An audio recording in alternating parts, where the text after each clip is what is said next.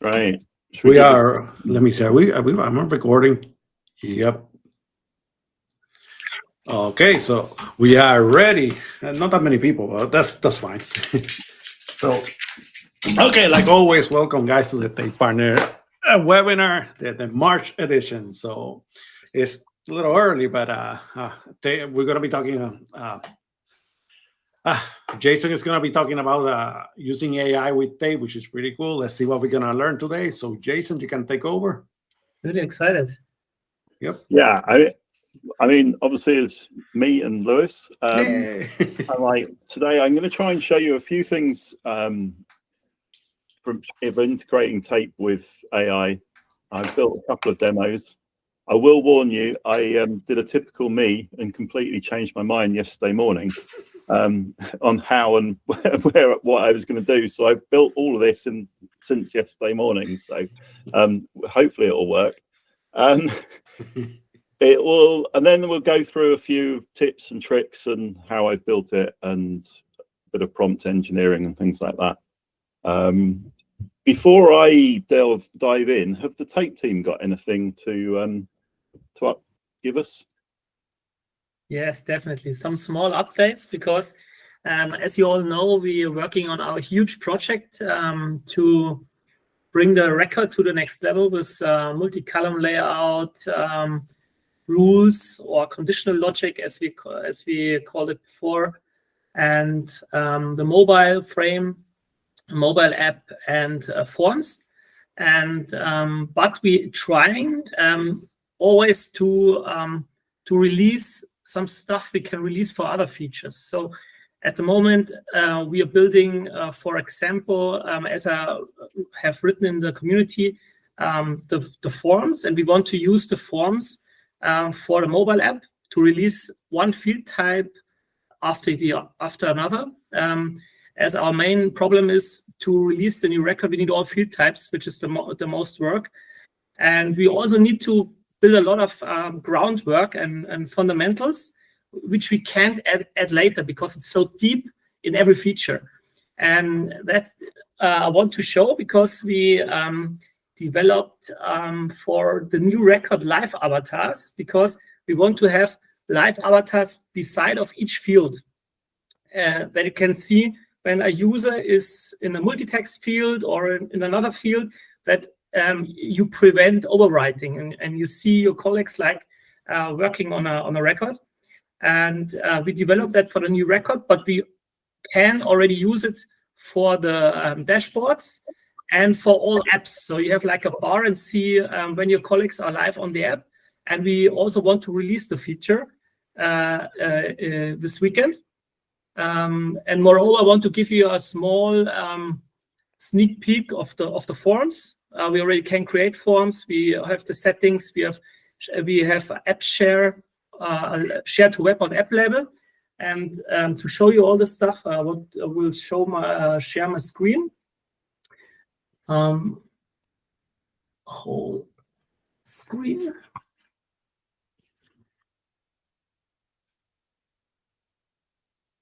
So hope it's coming in.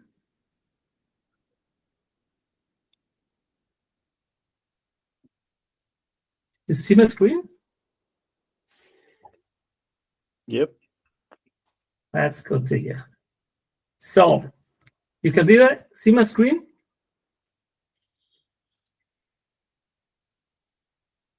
So I hope you all see my sandbox org at the moment, the home, right? Yep.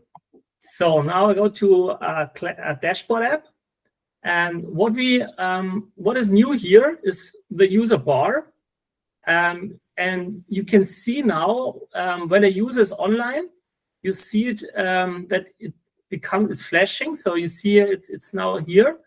The user is active on the app. You see is watching now. And what is the most interesting part is that you see where your colleague or your user is in a record or in a dashboard or in a form where he's working right now. And this makes it quite collaborative when you work with some colleagues on a record, or If you have some partners who work together with you on a dashboard, you prevent overwriting. You see what your colleagues are currently doing. So it's live. You have direct interaction, and you also can always see which colleague is now here. And I think it's a great feature to bring the people more into a live experience instead of don't see what the people are currently doing. Or most of you people remember the feature at Podio, which you have in the record. You have the live avatars, but we wanted to go one step further and even see where, in which field or which block at the moment the colleague is working on. And this bar is very reduced. So when you go to another app, so Stefan helps me here with the interaction, but when I go to another app, I see he's not on this app. He's not active. He's his last viewed 5 minutes ago, and now he moved to this app. When I go back to dashboards, he's now moved to dashboards. I go to this app. He's not at this app, and when he open the app, he gets active in this app. Now he's here.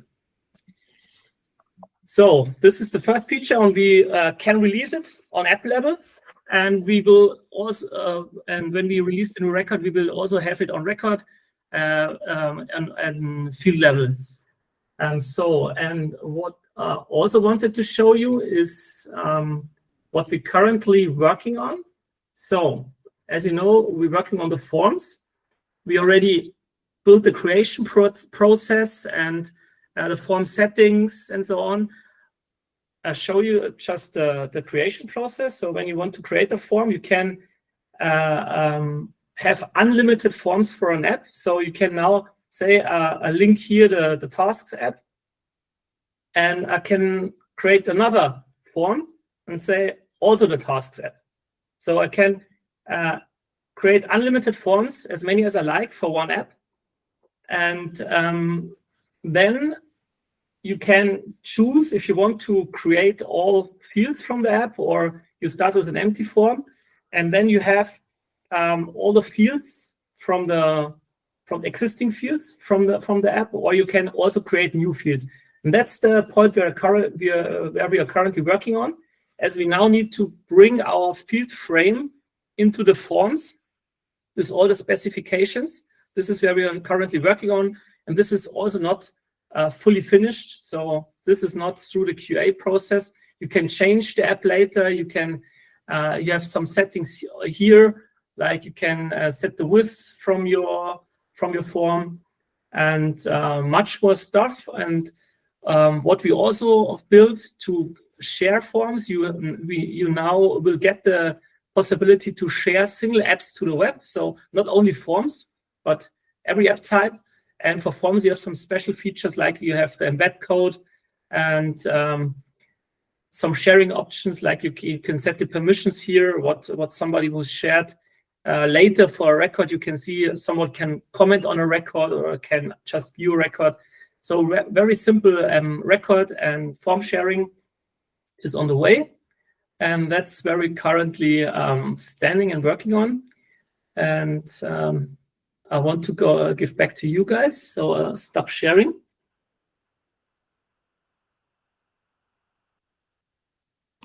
Right. Well, that was very cool. RJ asked if file upload was going to be available from the form. File. Yeah. Yes, definitely. This is something. This is as we will develop each field type for the forms. So this is just one field type, and it will be possible to upload files to a form, definitely.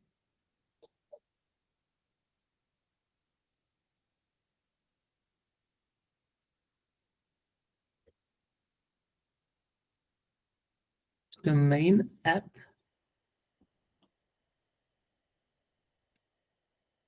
Carsten, I'm not sure if I understand the question right. Do you talk about multi-app forms, like you have a form to create records in multiple apps?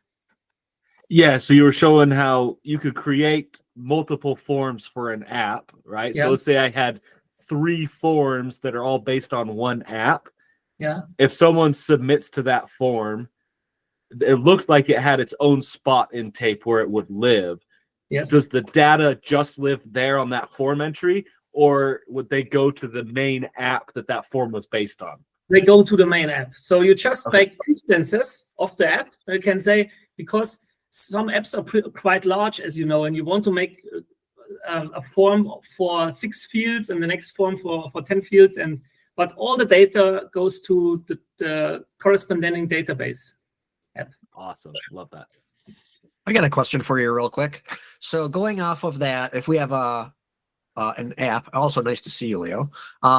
So if we have an app with 10 fields inside of it, Yeah. and we have form 1, which has 5, and form 2, which has 5, and somebody fills out form 1, and that creates an item that's partially completed inside of the database. Mhm. There will be a way for them to fill out form 2, and also it'll finish filling out it'll link those to that same entry.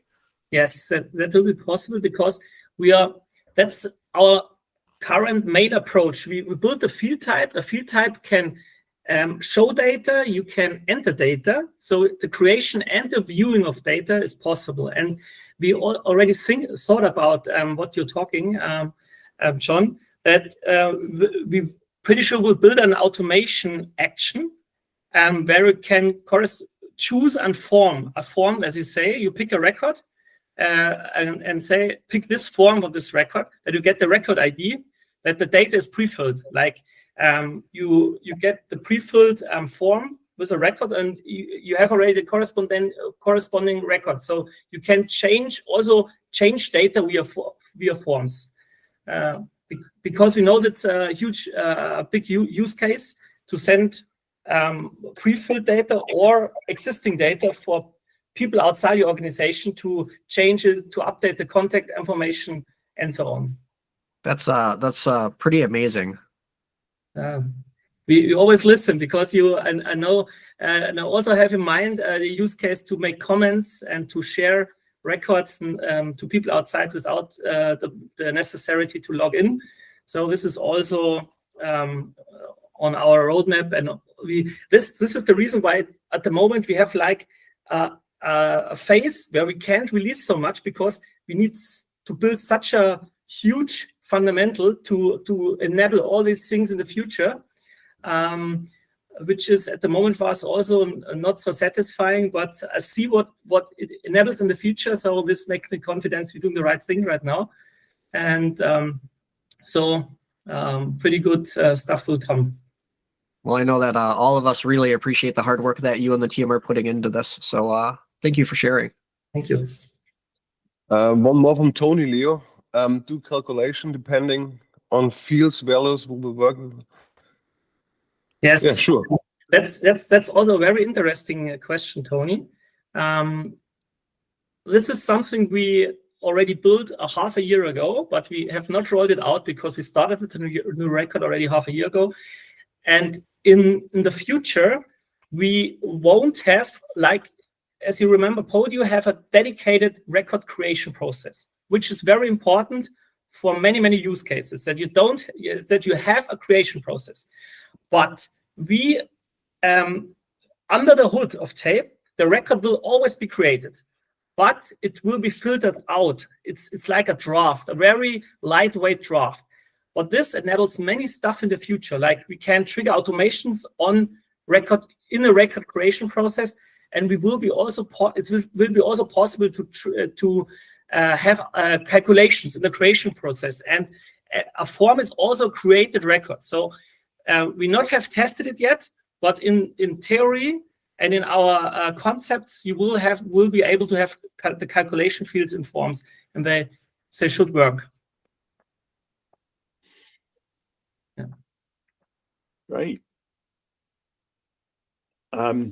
Right. Well, what I'm going to show you is going to be a bit boring now. So, basically, why would you want to integrate AI with tape? Basically, the AI can supercharge your automation. It can help a lot with the whole process is and avoiding manual effort. So for example, a document processing, it can pull out all of the data, keywords, type of document it is, and then add all that into tape for you automatically. Most people know about like generative AI, so like your Chat GPT. There are also specialist ones called Jasper or Perplexity. And then there are some really highly specialized ones like Tavily, which is a good search. I don't know if anybody's used it. Gina, which is markdown conversion and categorization. I haven't found it very good for categorization, but for markdown conversion, it's good. And then you've got like image capturing, sentiments, and summarizing. You've got the audio ones that basically work with audio files. Images. See you, John. Has he gone already? Yeah. Images, you've got Stable Diffusion, Mid-Journey, and then you've got coding and maths reasoning ones, DeepSeek, GPT-01 and 03, and one that I find probably the best at the moment is the Claude 3.7 reasoning, which is really quite good.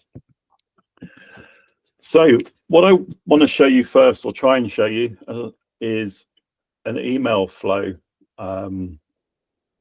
So if I send an email here that I've written, so you don't have to sit and watch me type, you can hopefully see it down the bottom.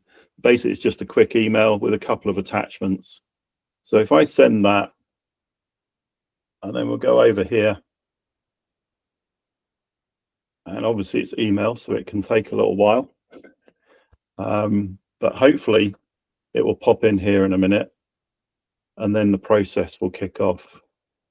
And what it's going to do is it's going to strip the attachments, save them, and then that will process them separately. This is the email that's come in. So you can see that it's already put the attachments over in the documents. We'll look at those in a minute. It's done some checks on it already. So basically it checked that it wasn't spam. It then classified it as something that needs action. And it also classified it with a sentiment of negative. Now, I don't know about you, but I don't think that email is particularly negative that's come in, if you can read it. So the reason for that is because it uses a sentiment checker that apparently was trained on movie reviews. So it's pretty poor at sentiment judging on normal emails.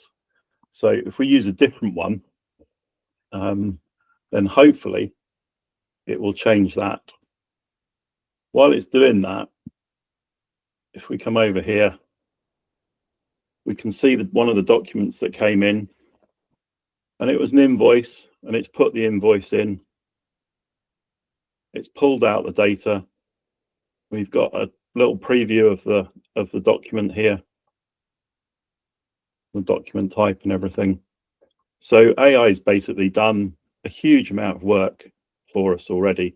Obviously, AI hasn't done all of it. The AI didn't get the preview, but basically it's pulled out all of that data. If we come back over here again to our email, we can see that it's now changed to a positive. Now, what that is showing basically is that you have to be quite careful about the models that you use. So by using a model that isn't really appropriate for the task, even though it might appear so to start with, you can get completely the wrong answer. Whereas when we use a model that is better for the task at hand, we get the answer we probably would expect. Now, it also reckons that it's done a few checks, and it reckons that I need to reply to this email. So we've created a reply down here. It's not a bad reply.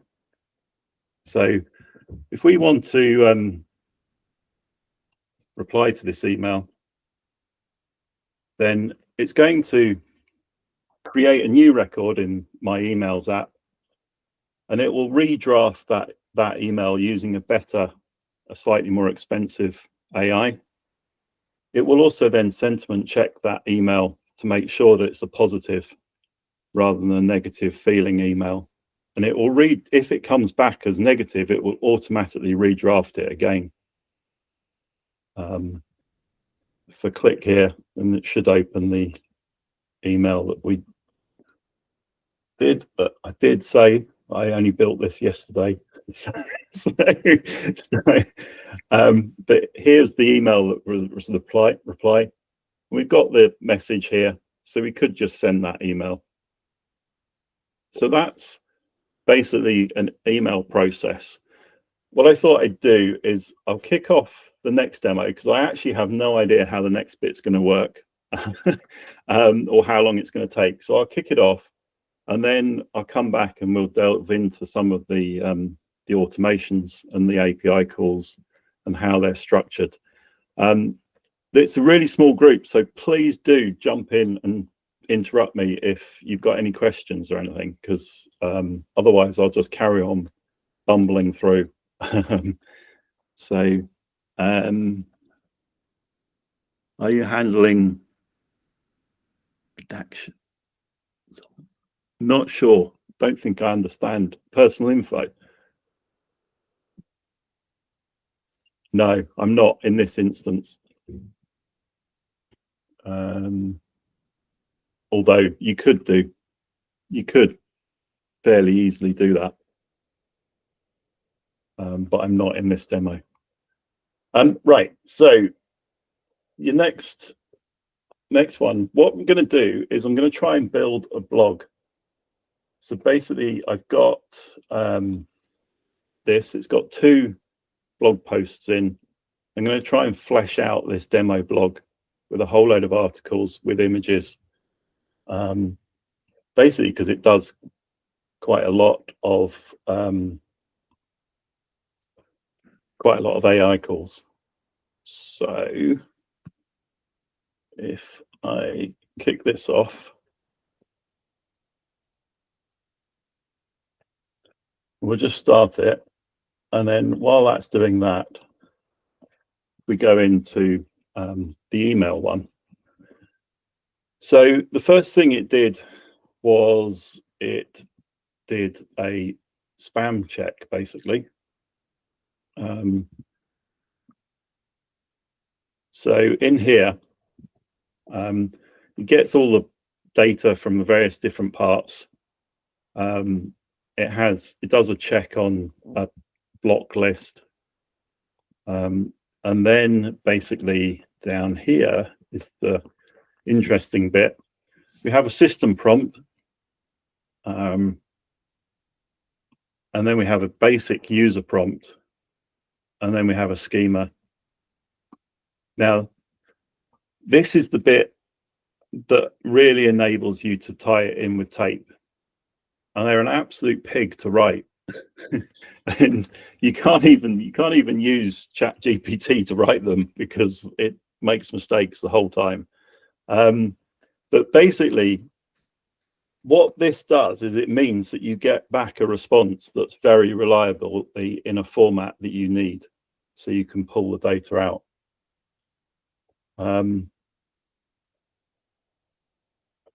So basically, we're just checking it to make sure that it's whether it's spam or not. And we're also getting the sentiment checker. Now, this block here is where the sentiment checker that didn't do a particularly good job happened. And then this one up here is just does a standard, goes to OpenAI. I'll come on to the fact that this doesn't go direct to OpenAI in a minute. Basically, it goes through a Cloudflare AI gateway, which is well worth it if you're building stuff with AI. We can see here that basically if the classification isn't spam, then it triggers the next workflow.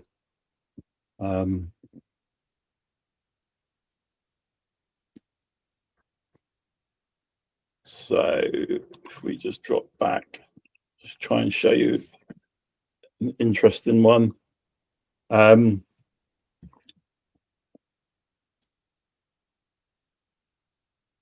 it this one here extracts, summarizes and extracts all the links. So I like to have the links from the email in the comment over on the right hand side, so you can mainly so you can unsubscribe fairly quickly, or if you get those links that validate your email address, then you can get to those quickly. So we use a specialist summarizer here in this bit here. I think you might be struggling to see. Not sure if that makes it better. So yeah, so we use a specialist summarizer here, and then we also, and then the normal one here for the link extraction. So that sort of works its way through with the emails. The document is, again, basically it goes off and it actually converts the PDF to plain text first, and then that's how you could strip out personal data at that point if you wanted to, because you then plain text. So all you're then doing is sending the plain text up with your API call. And the schema is a little bit more complicated with this one, but basically you're just giving it choices and telling it what to put where. So when you get back the payload, you can strip it out very easily, which I do here, basically, at this bottom bit. So yeah, so that's basically the email process. So Jason, you got a question. Are your PDF to text using conversion API? No, it uses a server of my own. Does that make sense? That server also does the image preview. So it generates this preview here, which is basically just an image file. So it converts the PDF to a PNG.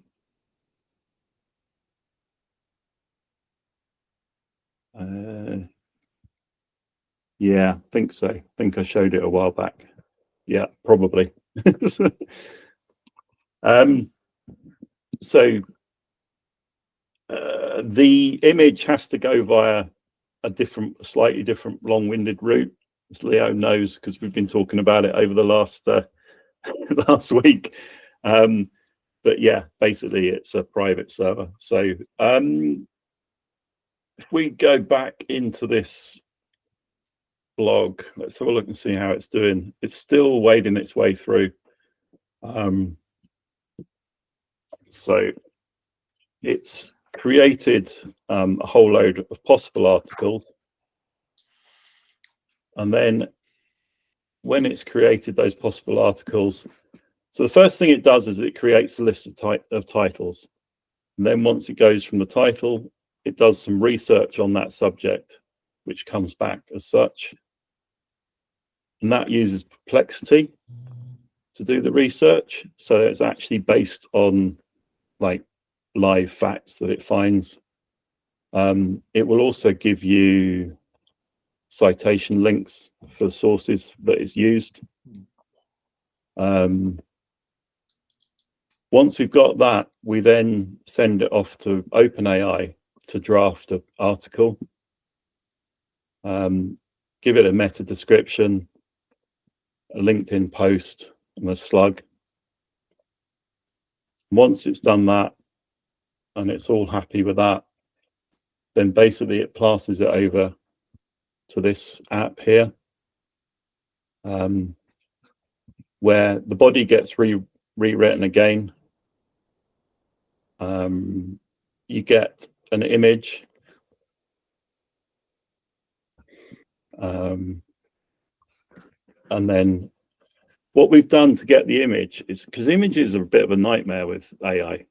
And this brings me to a point that I think is quite important, is that I don't believe you should be afraid of using AI to write your prompts. So to get the prompt for the image, we pass it into, or I pass it through 2 AIs, basically. So I pass the blog post into an AI and tell it to write the image prompt. I then pass that image prompt back into a slightly more expensive AI and tell it to rewrite that prompt and make it better. If you do that, then generally your prompts can be they're a lot clearer and generally a lot better. I do it a lot with system prompts. So the system prompts, I think, are very important when you're going to AI through API. And by getting AI to rewrite your system prompt, then it tends to be worded and formatted in a way that it expects, rather than the way that necessarily I would expect. I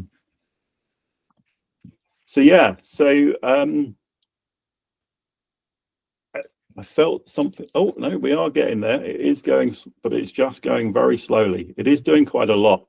If we look in here.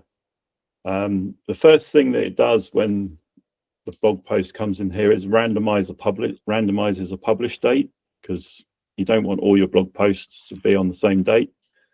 It then goes and gets a title and a subtitle, and then starts the image prompt process. So you can see here that we are making 2 separate calls, basically sending the prompt to the second one before updating the record with the prompt. We then get the LinkedIn tags. We then finally get the image, because if this wasn't a fully automated process, then you wouldn't want to get the image for everything, because that's relatively expensive. And then it gets a short URL for the blog post. So if we go back over here,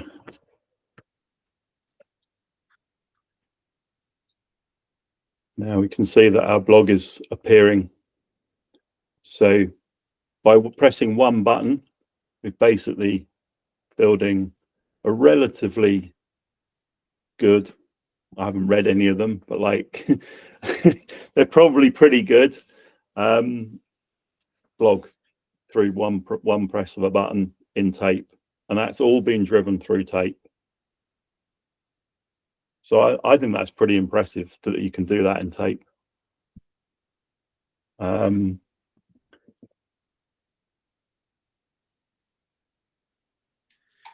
Earlier on, you can still see they're coming in, just popping in.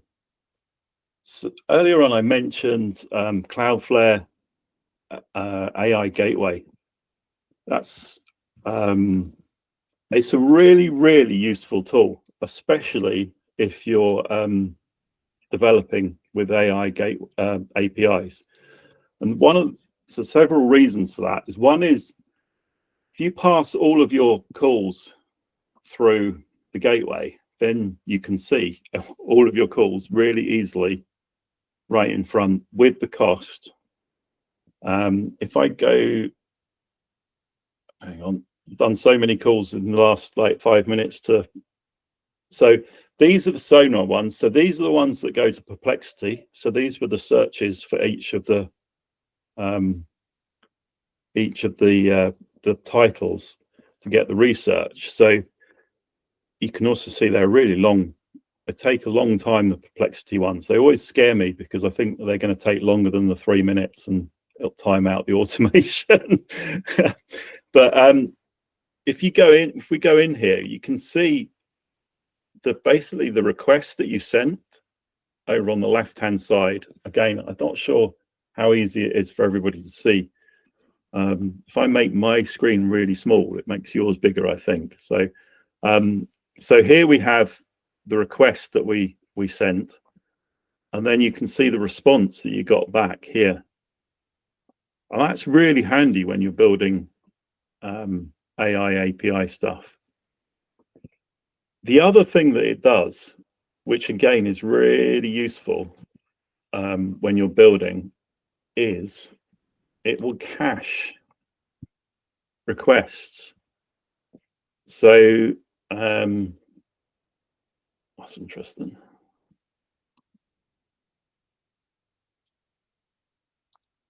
It's gone a bit wrong, but basically it will cache.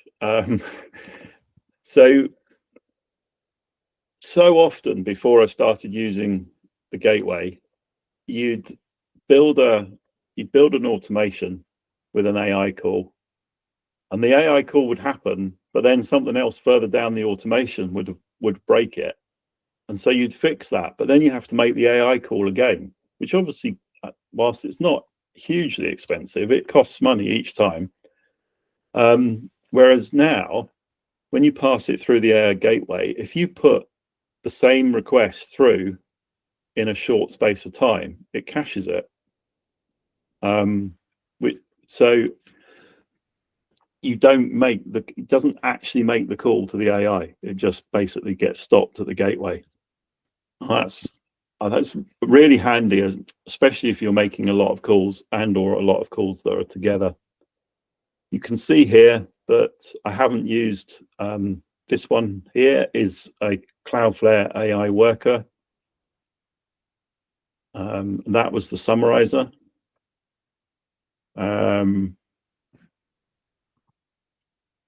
So there's lots of I'm not quite sure why the AI gateway is going a bit poor, but it's like it's a really useful tool, and it means that you can keep track of how much you're spending by quite a lot. So Jason, so of all the automations that you ran right now, cost you 50 cents of all the bunch of automations that you made? No, it's less than that. 15 cents. 15 cents is over the last 7 days or something. Oh, look at that. So having said that, it hasn't priced the image creations, and those image creations are 12 cents each or something. So, but yeah, it's tiny amounts of money AI costs these days. Pretty fantastic. So yeah. And you got a question here. It's been from Carson. It's been here. Do you intend to send all emails through these flows to streamline everything, or only certain emails you forward into this spot to be processed this way? Well, I mean, I built this from yesterday morning just for this as a demonstration. So what I intend to do is not necessarily anything. I think that's up to you. You could do whichever you wanted. So I personally think it's a pretty good way of dealing with shared mailboxes. Shared mailboxes in organizations, from when I worked in them, are a complete nightmare. It's like, you get umpteen emails. Most of them are complete garbage and don't need any action. Emails get missed by people that are important because they're surrounded by rubbish, or people think that they don't need to do it because somebody else is going to do it. You build the system similar to that into a shared mailbox. You can then route whatever. So you could pull out whatever information you wanted, or tell the AI to define whatever data, and then route automation based from there. It opens a lot of options. And yes, there's the privacy issues, but you shouldn't send anything. You shouldn't send anything onto the internet anywhere, unless you're comfortable with it yourself, based on the data that you have. That's up to you guys to decide with your clients what data you send where, and what you strip out. But as I say, it's basically plain text, so you can pull out whatever data you want. You could run your own personal instance of a low grade AI, in the first instance, send it off to that and tell it to strip out any personal data before you then get back a sanitized text file for you to then upload to wherever else you wanted for a more expensive AI. It's, you know, that's totally doable. There was something else I was going to show you, but I can't remember what it was. Oh yeah, there's one other thing. So Carson quite rightly said, when's AI going to be coming in, because it could do with some help. Well, it reminded me that quite a long time ago, I uploaded all the tape dev site docs to an assistant, so to vector storage, which brings us on to vector storage in a roundabout way. Vector storage is another complicated subject that is hard to demonstrate, and whilst I have built solutions using it in tape, it's a bit awkward because calling assistants in tape is a bit tricky because of the loops and the callbacks that you have to make. But anyway, so basically I thought, well, let's give this a go. And again, I have no idea how it's going to work, because to be honest, it comes up with different answers depending on what it is. But if we wanted to make a curl, if we wanted that, let me start again. That blog site uses an API callback to tape to get the articles. So if we wanted to write the filter that uses, then this is basically writing the filter, and I will throw that API key away in a minute. But if we get it to run, then let's see what it comes back with. Hopefully it will use the documents that it's at its disposal, and it hasn't. It's got it wrong, and that's the problem. Now, today I've run this request about 4 times, and it's come back 50% correct. So I don't know where it's getting its data from. I'm sure that when I used it, because I used to use this a bit, and it worked a lot better. So I don't know what it's doing at the moment. Yeah, it shows how hit and miss AI is, basically, especially in that sort of situation. It has all the documents there at its disposal. It should be able to find that information. Right, so this one's come back better. It's still not quite right, but it's a lot better than it was. So, because to do that, you need a post rather than a get, for starters. So the first one came back with a get. So yeah, it is hit and miss.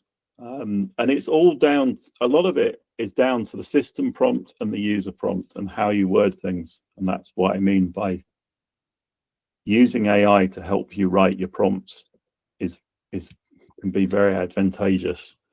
The other thing that, as we all know, AI does is it lies and it makes up stuff.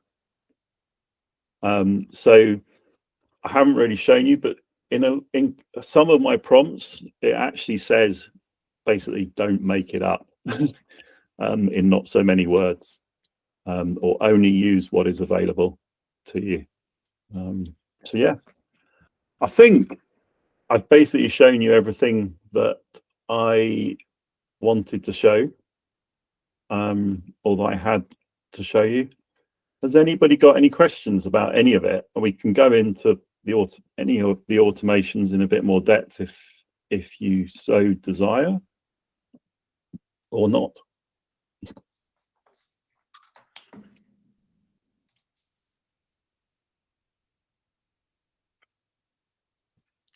Deathly silence. Okay, Jason, we got a question from RJ. Have you experimented with giving access to a LLM to retrieve data from tape, maybe to enrich emails or accurately reply? Okay, so yeah, there's a couple of. So when I there's two ways. So in this, when I create a reply here, then basically it also includes a whole load of information, and it includes the attachment, the plain text attachment that was in the original email as well. So that it has like a lot of stuff. The other thing that I do, not in this, but if I come back into here, just try to think the easiest way of showing you this. We can try this.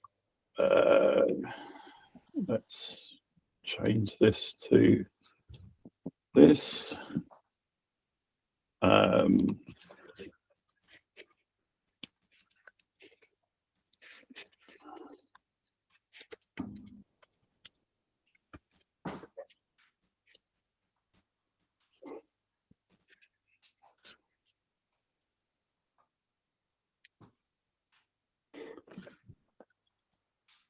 So you can see this time it is actually looking through the files it's supposed to be looking through. And this is why this is quite difficult to integrate in with tape, because while it's doing that thinking, you have to basically make calls to the AI every so often to see whether it's finished. And then when it's finished, you get a finished back, and it then sends it. Then you then have to do a collection of the actual message. But yeah, there you go. So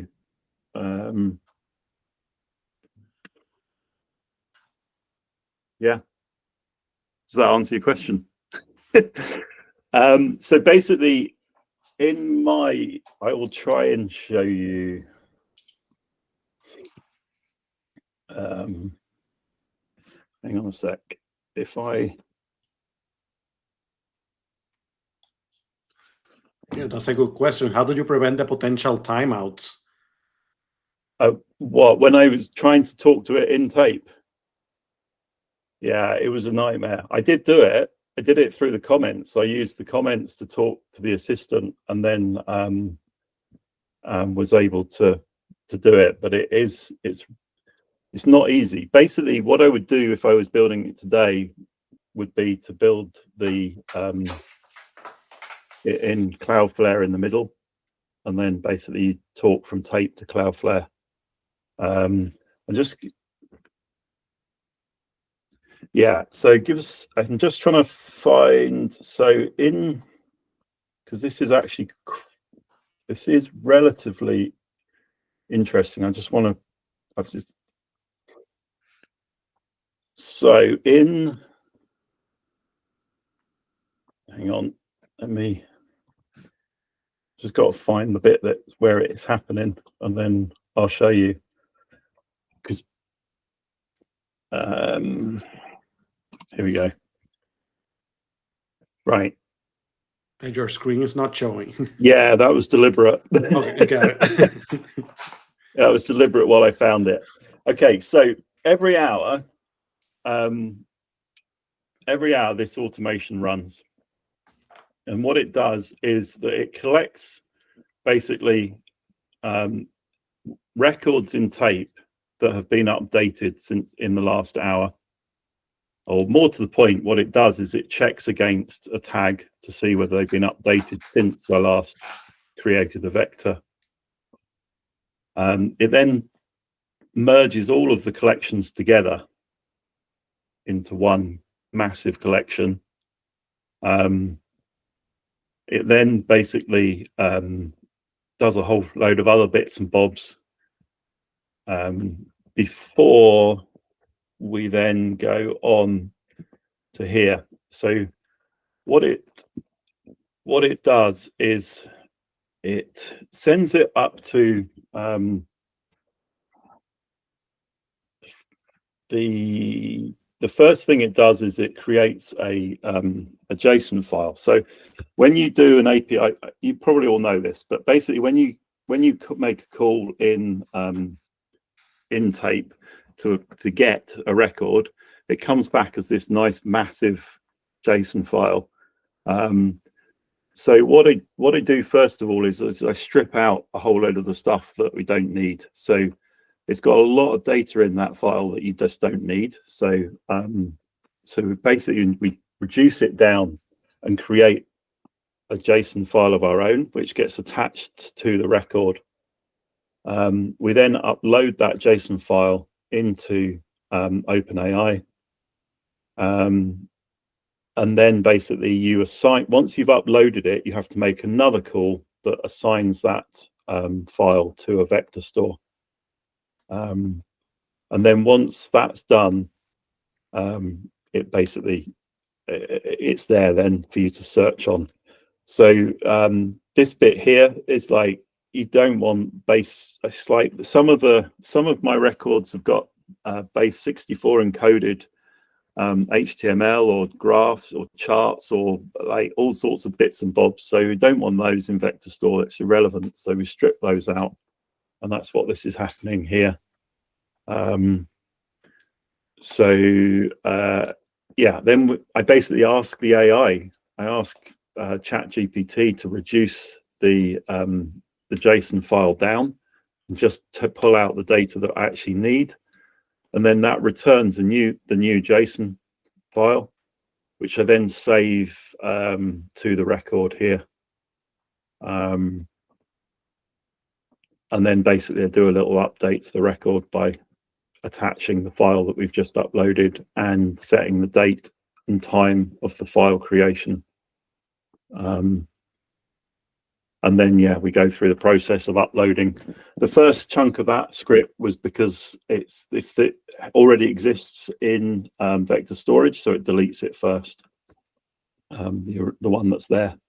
So that's basically how it works. So hopefully that answers your question, RJ. So yes, you can. How do I prevent timeouts? Yeah, just you can't prevent them, but like you just have to make it as quickly, do stuff as quick as you can. It's like yeah, the as I said earlier on the forums, like that batch update endpoints is like amazing. So it's like you can update 50 records in no time. I'm like, that makes life a lot easier. Okay. Are you using structured outputs from OpenAI? Yeah, so I think I showed basically I was putting a schema in, and then like, so that came, it delivers the data in the schema that I've given it, which makes it a lot easier to pull out. I think that's what you meant. Okay. Great. Well, thank you. Okay, Jason, that was fantastic. That's a lot of information. Yeah. So I do have one question. When you were using the Cloudflare, do you have to have an individual account for all the AIs, or does Cloudflare includes them all?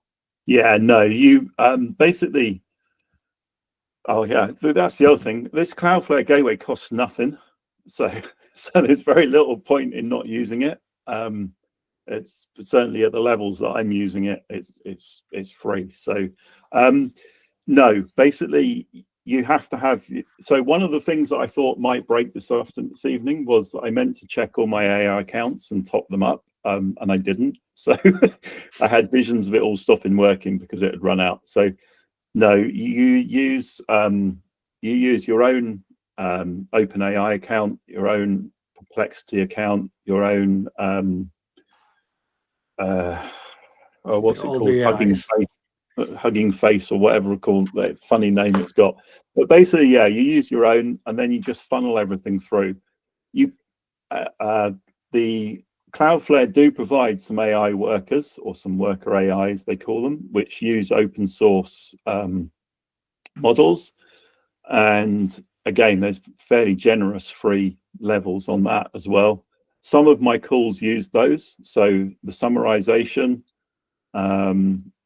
used it. They do have DeepSeek. They do have some image generation as well, and some text to audio. Not that I've used that. So yeah, so it's you need your own, but it's quite good. Good. Excellent. Jason, I had a quick question for you, and I don't need to go into deep detail, but I've had a few ideas of if there's value in using AI for things that I could sit and program step by step within tape automations. So an example that came up with a client yesterday, it was just a simple deduplication flow, and I could check the email, check the name, check each step, and then run a result. And I don't need external AI to do that. But I thought it may be faster if I make a quick summary. So my initial thing grabs, this might be a duplicate, right? Or identifies this is a similar email. And I send something to ChatGPT, whatever account we use, and say, here's a summary of ID 1. Here's a summary of ID 2. Which one is the best record, and which ID should I deactivate or mark as a duplicate status? And simply create a quick summary, send it off to them, let them do the analysis versus me analyzing it with tape automations. And then it sends back, deactivate ID 2. And then my action step in tape automation simply follows that instruction. Yeah. It's not a stretch of imagination of how that could be done. I'm just wondering if you've had scenarios where it is valuable and saves some of the brain power and time setting up tape automations by simply passing it off to AI and then coming back to finish in the tape automation. Does that make sense?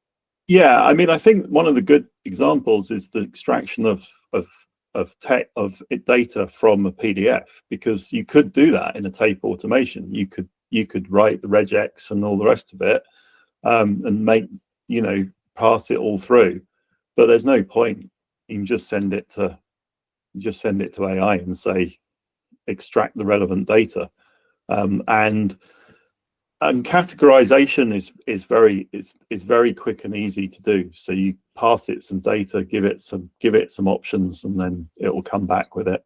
And to be honest with you, it's like there are lots of supposedly cheaper options, but you just use ChatGPT 4.0 mini, and like it does way better than half of the specialist ones. So yeah, I think, deduping, I have deduped stuff using AI, but yeah, I haven't done what you were saying, but there's no reason why not. You just like send it both options and tell it to pick one, give it some criteria. As I say, it's all in the prompt. It's all in the prompt and the background. Give it some background, give it the prompt, and then it will come and tell it clearly what you want back, and then it will give it to you back. Excellent question, Carson. So we are 1 minute to the finish of the webinar. So does anybody have any more questions for Mr. Jason about the AI? It's not Yep. Jason, excellent job with the AI. So like I don't want to take any more of the time to go over the hour. So guys, thank you very much for coming, and really appreciate it. We'll see you guys next month, okay? Thanks everybody. Thanks, Jason. See you, everybody. Okay. Thanks, Louis. Have a great week. Bye-bye.